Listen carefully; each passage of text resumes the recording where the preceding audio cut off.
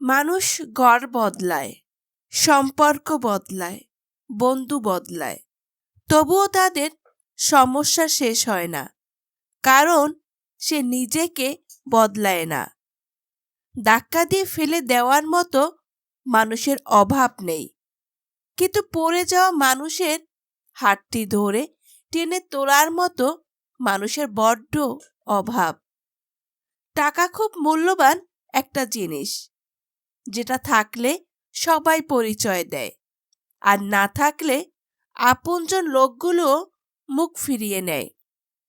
যে তোমার খুশির জন্য হার মানে, তার কাছে তুমি কখনো জিততে পারবে না।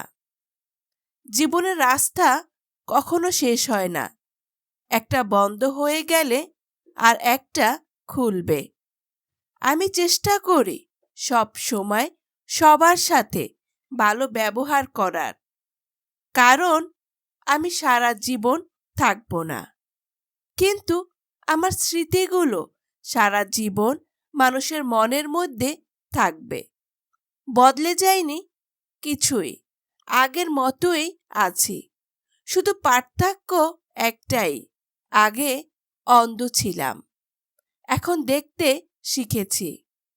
বিশ্বাসের নিঃশ্বাস খুব মূল্যবান, একবার হারিয়ে গেলে আর ফিরে পাওয়া যায় না।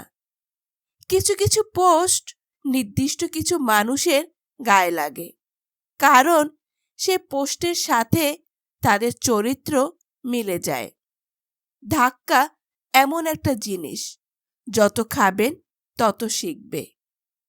জীবনে অনেক কিছু হারিয়েছি, হারাতে হারাতে আজ আমি ক্লান্ত।